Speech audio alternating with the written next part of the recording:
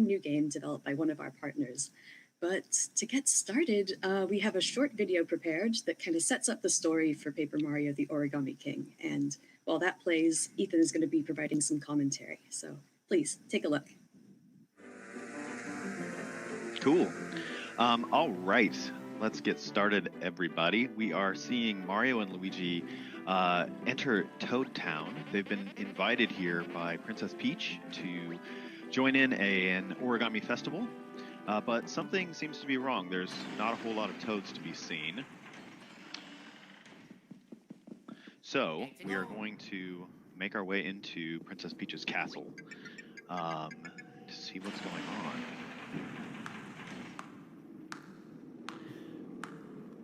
So Mario's meeting Princess Peach, familiar friend, but seems to be in a slightly folded fashion. Something seems to be off about her as well. Let's see how their conversation goes.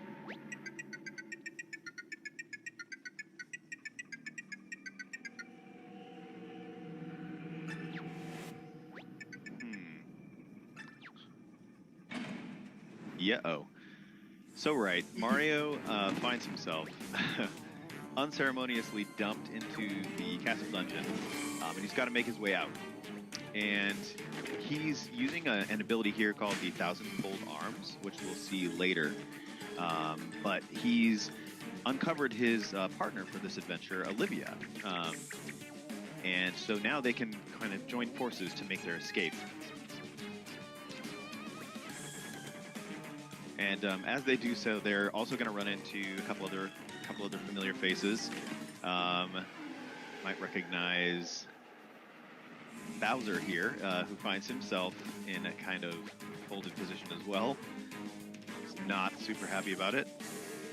So the three of them now are going to try and make their escape from the castle. They get outside, and they're met by Princess Peach and somebody else.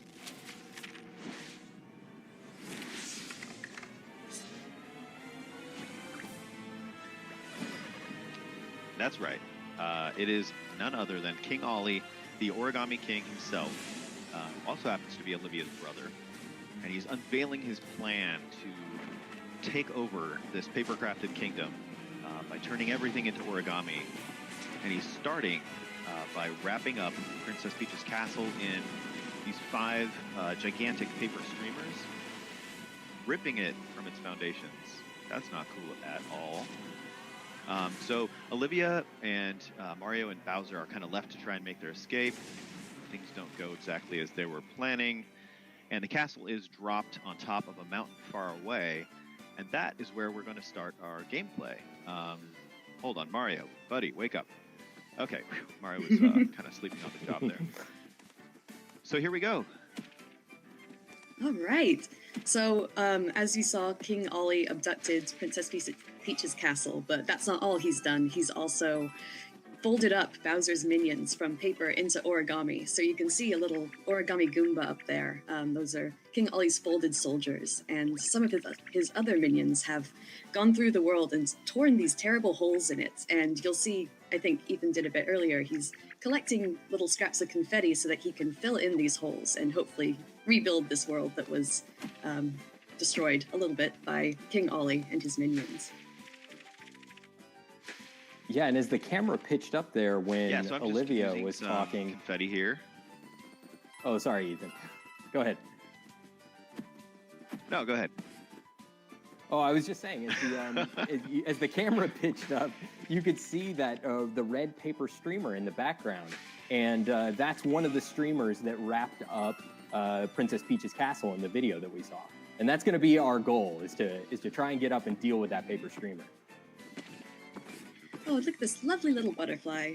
Oh, and little something hiding in the wall. So that's another thing that King Ollie has done, is he's taken all of the toads from Toad Town and hidden them all about the world. So you'll notice that when you first came to Toad Town, it's completely empty, and now you find them, you refill them. But now we're in a battle, and I'm hoping that Sam can talk about this a little bit. Yeah, oh, I love the battle system in this game. Okay, so the battles happen in 2 different phases. You've got this ring-based puzzle portion, And then you've got your familiar Paper Mario timing-based attacks. And the way Ethan solved that puzzle is by moving all of the enemies into a position where he could attack all of them at once using this jump attack here, where he is getting excellence all down the line. Nice job, Ethan. Thank you. Yeah, and he's racked up all these bonuses too, which are giving him a ton of coins.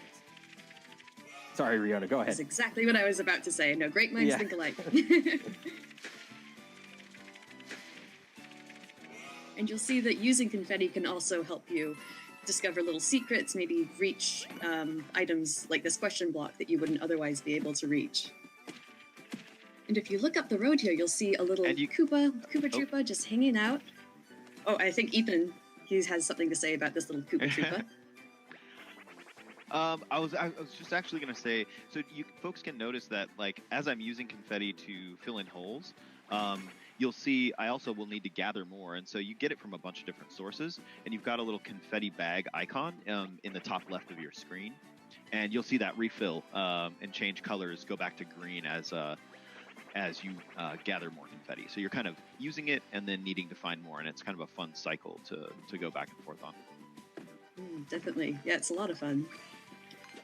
What I was going to say about the Koopa Troopas is that they are paper like Mario, so it's a kind of like paper versus origami sort of situation in this game.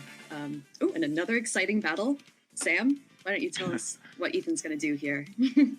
Yeah, so this one's a little bit different. So as you saw in the first battle, he lined all of the Goombas up in a straight line, and that's the way you get the enemies into an arrangement for your jump attack.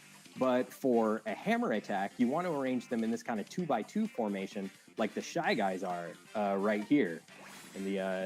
And when you solve the puzzle portion of the ring system of the battle, you get a 1.5 times damage boost. So it's really helpful for getting through these battles quickly and racking up those bonuses at the end.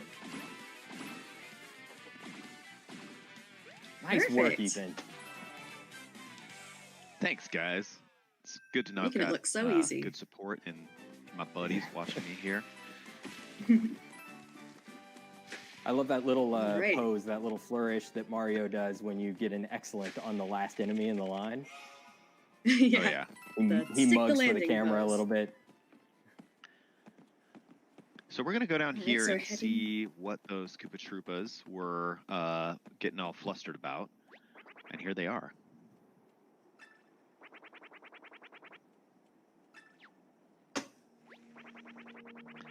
So there's an entrance to a temple here that's going to become important later. And currently there is an Origami Shy Guy who is causing some kind of trouble over there. So we are being asked to go take a look and probably solve some trouble with our hammer, as we are wont to do. That's the way you solve a lot of problems in this game, it turns out. Yeah. Ooh, and this looks like a tricky one. Yeah. Yeah, Olivia's giving you a helpful hint here about using, you can use coins to extend the timer for the ring puzzle. And I think you might need to heed her advice because this one's a little more complicated. I'm going to add some coins on, and I'm going to take a look here where I should move these guys. That doesn't look right. Yeah, so in the other battles that we've seen up until this point, you've seen Ethan choose one of the concentric rings and rotate it.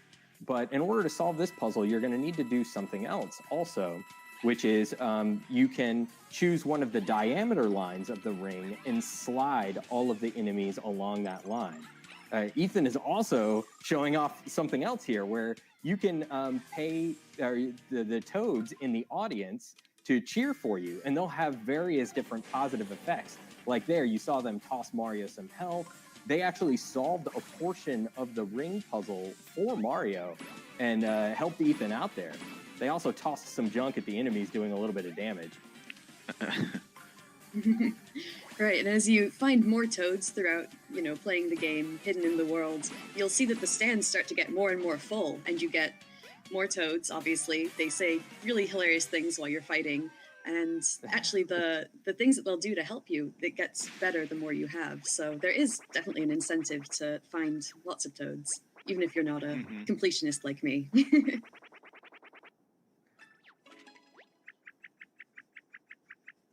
So we've done away with the shy guy here, and now we're getting a little more info about what's going on. We're going to have to collect the rest of these shell stones if we want to get entrance into this temple. So that's going to be kind of our next goal. While we're down here, though, I had spotted something kind of suspicious looking up on top of these stands, and I'm going to check it out. So there's these cracked rocks here I'm going to hit with my hammer, and we're going to reveal one of these magic circles that we saw earlier that's going to let us use the thousand-fold arms again. And I'm using motion control right now to extend my arms and then find a spot I can interact with and then whack the wall here. Sometimes you end up, peeling away a piece of the paper landscape, but the thousand-fold arms are really fun to use. You use them in specific spots like that. We might just see them later on in our gameplay as well. Oh, I can't leave that coin. I gotta go get it. Please don't. Thank you, Ethan. Coins are important.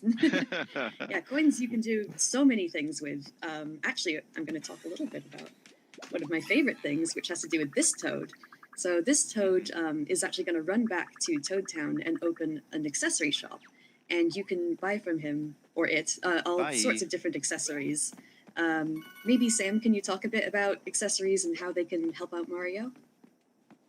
Yeah, we'll actually get an opportunity to see some of those in action a little bit later, but the accessories are so useful. They have all kinds of different effects. One of the accessories that we'll be seeing is called Guard Plus, which helps Mario. So in the timing-based portion of the battle, not only do you have to have good timing for your attacks, but you also have to have good timing in order to block attacks from enemies and reduce the amount of damage that you're taking. And some of the accessories can help you do that. There's all kinds of accessories though, and they do all kinds of stuff, and it's really fun to find them and kind of incorporate them into your tool set. For sure. Just noticed a house there wrapped up in the red streamer. We're gonna have to come back and take care of that later. Those people inside will have to sit tight for the moment. Let's see. See this nice little butterfly floating up there. So it takes a lot of confetti to fill in that hole. Yeah, it did. Yeah, wow. Now that butterfly is attracted by the flowers and whack it because it's totally a toad. They're just flapping about. Yep. All right, let's see. I'm going to make my way over here. No, he's flying, didn't you see? Okay. Oh, right. So I didn't want to fight that guy, that little Goomba there, so I decided to run from that battle. Found another toad who seems to be stuck in this sand trap here. And this area looks very intriguing with its... No. Oh no. Oh, look at that. Gosh. Hey, what's this? So, yeah, folks who are Mario fans may recognize this stairway. You know what to do. I do. I love this this particular one because it just shows you that the toads that are hidden around the environment are really in a variety of different ways. Sometimes you pull one out of a wall, and then sometimes something really dramatic like that happens. Okay, we're wanting to get through here to follow the red streamer, but this origami dog is blocking our path. So you know what to do. It's hammer time. And this little toad is another special little guy. Yeah, he's putting up his dukes, but he's going to run back to Toad Town as well, and he's going to open, he just mentioned, the Battle Lab, which is a place that, you can practice your timing for battles and things like that. So there's definitely, finding toads, you never know which toad you're going to find. You might find one who opens a shop or all sorts of things. So. Right, we've already got a couple extra things to do if we go back to Toad Town now because of the toads we've rescued, which is cool. All right, so we are going to make our way from Picnic Road into Overlook Mountain, where the red streamer is going. And one thing I love about playing this game is moving from one kind of wide open environment like Picnic Road right into the next, even potentially even bigger, location in Overlook Mountain here. And there's just tons of detail, and you're free to explore kind of at your own pace and like do what you want to do. So I love that you can just kind of move from zone to zone as you choose. Let's see. Little Shy Guys. Some sneak attack. Yeah. And so Ethan has just found a collectible, which we haven't seen so far, but this is going to show up in the Toad Town. Uh-oh. Ambush! I got totally ambushed. So I was saying that it'll show up in the Toad Town Museum, which is where you'll find all of the different collectibles. And yeah, I mean, that's basically it. We've got another battle here going. I'm excited to see Ethan quickly, you guys. Knock this one out of the park. Yeah, nice work. Oh, fantastic. Yeah, it's immensely satisfying to solve these ring puzzles, get that damage boost, and then do a ton of damage when you get into the attack phase. You can get through these battles really quickly if you master this system. And this is a wave battle, so you've got multiple groups of enemies that you're going to have to fight. Oh, Ethan's making it look so easy. Yeah, you're thrashing these guys. You know me. Oh, sorry, we threw you off. That was our fault. And of course, I'll leave a couple. I know.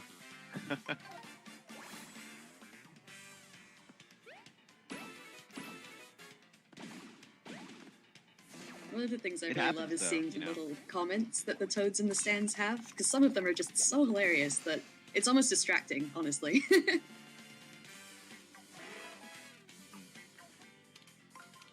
So we should mention that solving the puzzle in the battles isn't required. This is just to show you can still move on. Oh, go ahead, Sam. Oh, sorry, Ethan.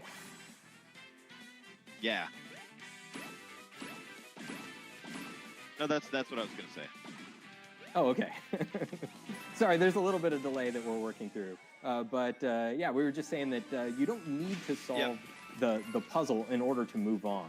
You can still work your way through the battle, but solving the puzzle and getting that damage boost is really going to help you rack up those bonuses like you saw Ethan get. He got a ton of coins at the end of that last battle, and the coins are so useful in this game. You might think that, he has over 8,000 coins, and, that's plenty, but you can burn through those really quickly. Definitely, and we've just entered into a battle with the shiny. Maybe, Sam, can you talk a little bit about the weapon that Ethan has chosen to use? Yeah, so he's battling some Spinies right now, which it probably wouldn't be a good idea for Mario to jump on those with his regular boots attack. So he equipped some iron boots there, which allowed him to jump on those Spinies. Now your boots and your hammer, you'll always be able to use those attacks. Those will never deplete. But certain special attacks, like the iron boots that he was using there, will deplete after a while. Very true. And one thing that I just wanted to point out, it's very little, but something I enjoy is that when you finish a battle, the enemy kind of explodes into this like giant cloud of confetti, and it really makes you feel like it's celebrating your victory. Just little things I really enjoy. Oh, and here we're at Monty Mole. Looks like he's hawking something and wants to know if you'd like to buy it.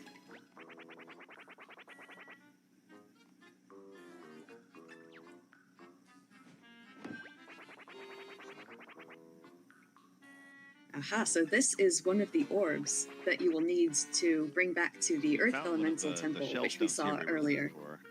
Oh, sorry, go ahead, Ethan.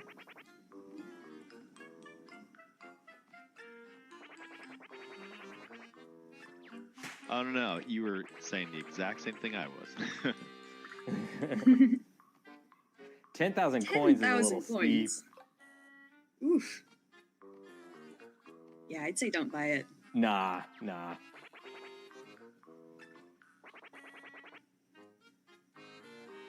We can get him down to a cheaper price.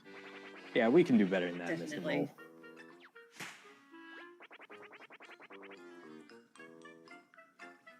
Ooh. Well, that's not bad. 5,000. What do you guys say? It's getting What do you better, think, but Ethan? I think we can push this guy further. Yeah, we could push it.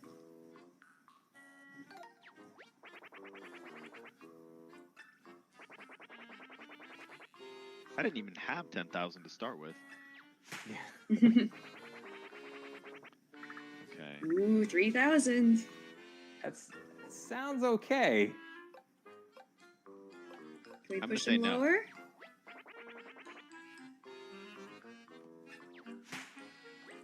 Boy, you're breaking this poor mole's heart.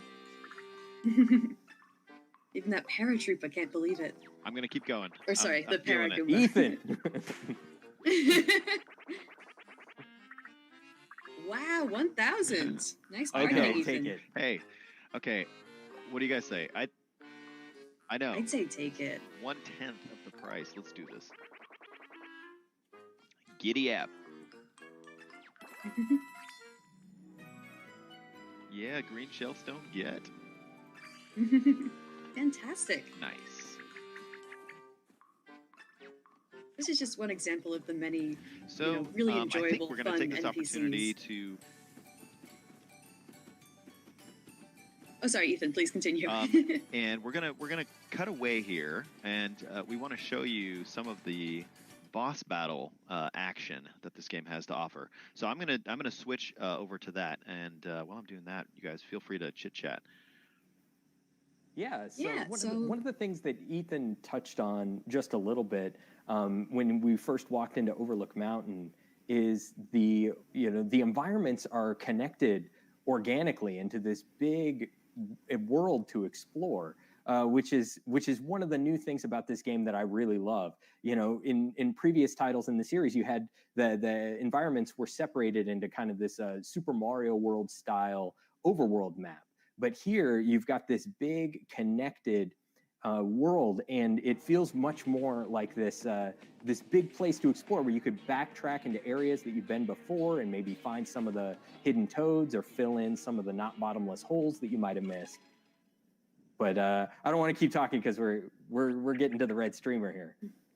Ooh, yeah. So we've finally found the end So of we've the actually- red streamer that we saw earlier. Go ahead. Oh, sorry. Yeah, we're gonna try to unravel this and maybe see if we can get that part of Princess Peach's castle set free. It looks like Mario's jump doesn't have enough oomph in it.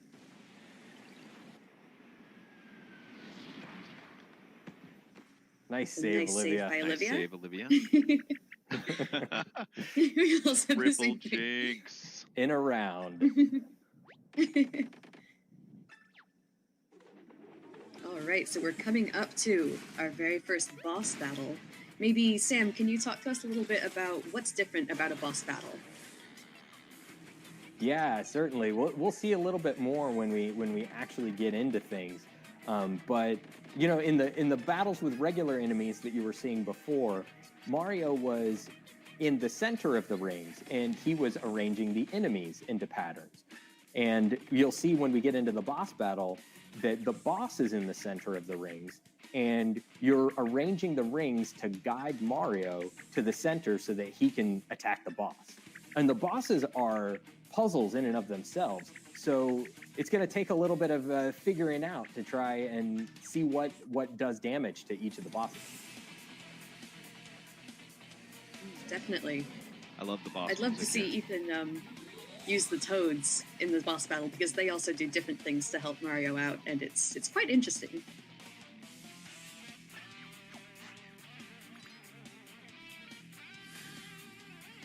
Yeah, so those are some of those accessories that we were talking about earlier. Yeah, I've got like guard plus on. Reduces my damage I'll take a little bit. Right, and I think Yeah, that so other this- accessory, it adds on... Oh, sorry, you go. Oh no, go ahead, Ethan. Or sorry, I'm Riona. Oh, no, it's all you.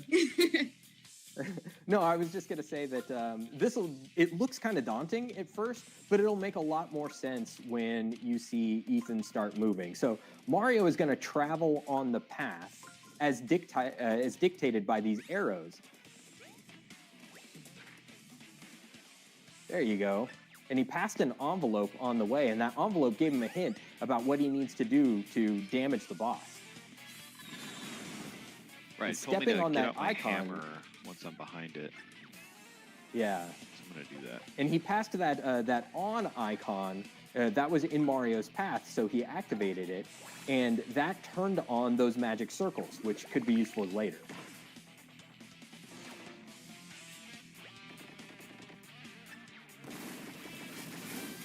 Nice work. Very nice. Thank you.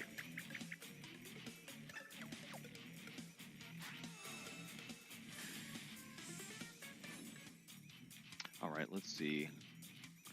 Now, I need to get in front, I think. So I'm going to move this attack icon in front, and then what else do I need to do?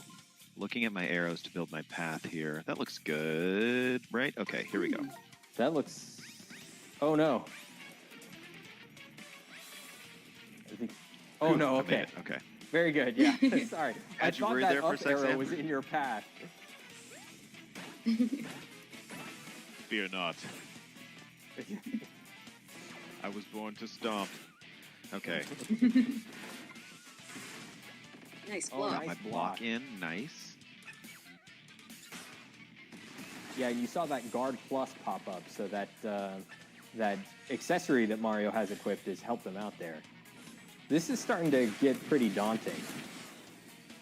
Yeah, he's pretty this might be unrelenting time with to those missile Call on pencils. some little bit of Toad help, maybe. Yeah, you might want to Okay. enlist some help. Yeah, here. I'm looking at this. There's a lot more icons on the battlefield, as you can see. And what I'm going to do, right, is take Sam and Riona's advice and call on my toads by spending coins. Ooh, big Boy, spender. 999, you're splashing out. High roller. All right. Sam, do you want to tell us what's going on here? Yeah, so in addition to tossing Mario some health, the Toads also activated kind of a guideline on the battlefield. So it doesn't show you where you need to go, but rather what Mario's current path will be based on the formation of the rings as they are. And it updates in real time as Ethan was adjusting the rings. Yeah, So very having turned handy on little the tool for the thousand-fold boss arms battles. here, I'm going to get them out and use them in the battle here. So you can use them in the environment, but also they have a role in battles as well. Ooh, my arms are going nuts there for a second. Grab with the LDR, close that lid. Get it together, Mario. It's more like me, actually. I think Mario's doing fine. Nice work. Very nice. If you get really good at the ring system in these boss battles, you can set up this really elaborate movement structure where Mario just kind of sweeps the board and collects absolutely everything there is before landing on the final spot that you need to damage the boss.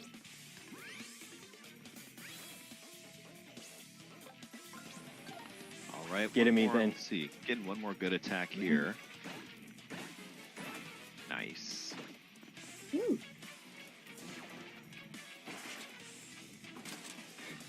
Oh, he got me. Ooh. All right. Well, we're doing some good damage. As you Yeah. can see. He's definitely Yeah, not haven't done been yet. hit by his colored pencil missiles yet, so that's good. No. Let's see Yeah, here. that's right. That's another important thing to mention. You can see those like targeting reticles that are on the ring system, and Ethan has been doing a really good job of avoiding those up until now. I think I'm going to do one more quick attack here with the thousand-fold arms.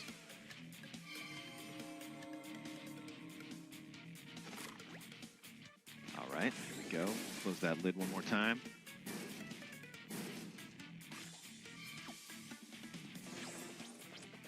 I've kind of found a good pattern that's working for me now. Yeah. All right. He's And on his last I guess we'll legs. just jump ahead one more. Let's see. I need to bring that there. Bring this over here. Yeah, I think Ethan that should touched on work. it very briefly, but you see those icons with the fist on them, that's an attack icon, and you need to position that in Mario's final spot in order for him to be able to take an attack action when he reaches the boss.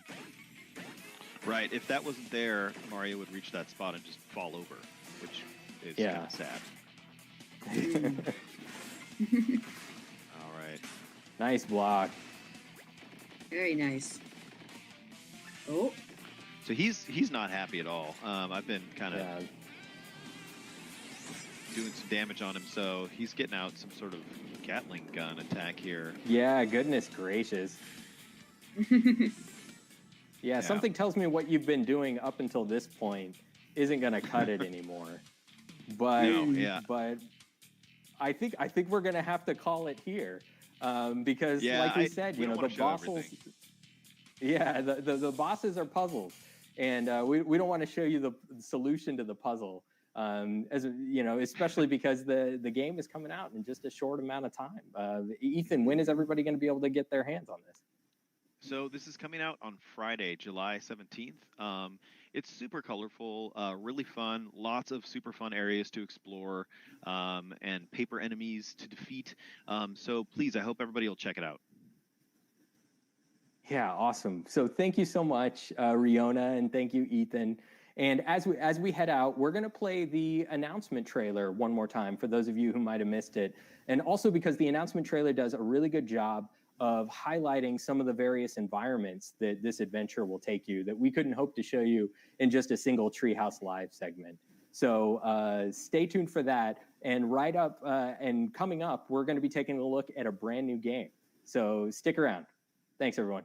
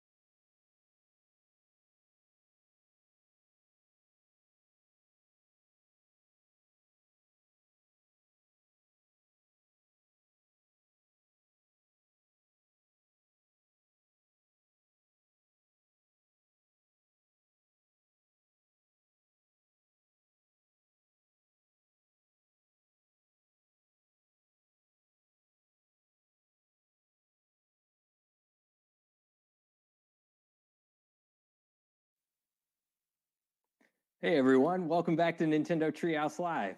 Before we dive in, we'd like to play a short video. This is a first reveal of a new game coming exclusively to Nintendo Switch this year. And right after, we'll see live gameplay and dig into some of the deep battle mechanics the game has to offer. So please take a look.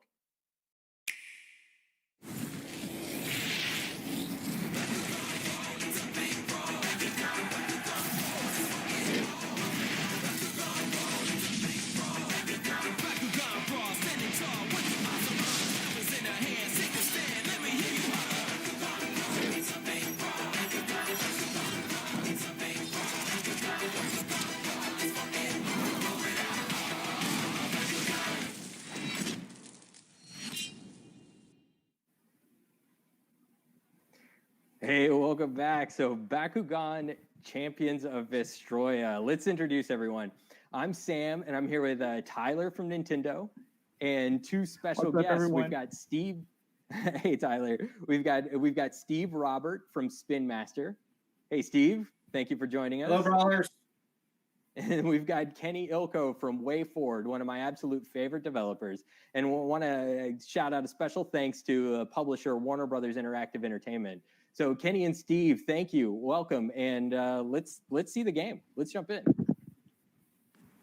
All right, let's go over some features first. In Bakugan Champions of Vestroia, you are the hero in an epic action role-playing game with an original story expanding on the hit TV series and toy franchise.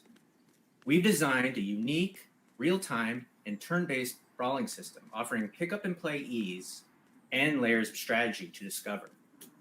There's plenty of depth in our game, including faction resistance, increasing your Bakugan stats via in-game progression. Plus, you can selectively modify up to 4 special ability slots for each Bakugan on your team, before and after the battle.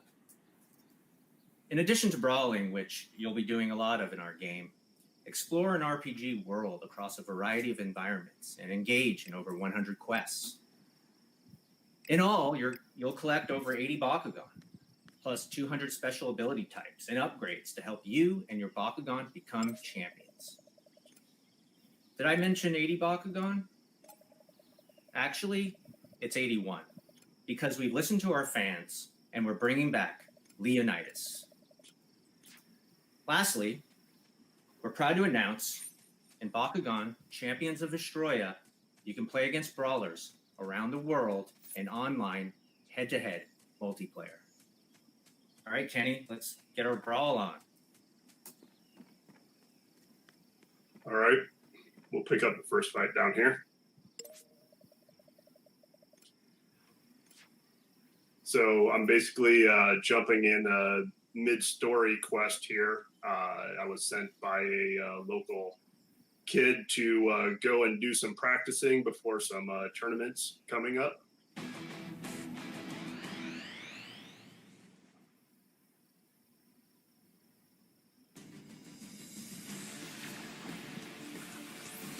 All right, the brawl's beginning.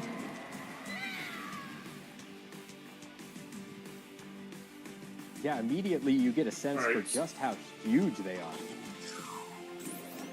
Yeah, the scale of the Bakugan the intent was to make sure we kept the epic feel. You know, Bakugan are anywhere from like 2, 3, 4 stories tall, so we wanted to ensure that came through in combat as much as possible.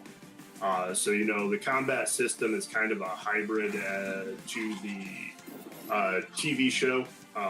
As people are watching the TV show and then the toy and TCG. So, you know, we're running around here in the Hive Matrix real time, collecting energy cores, which are those blue hexagons on the field.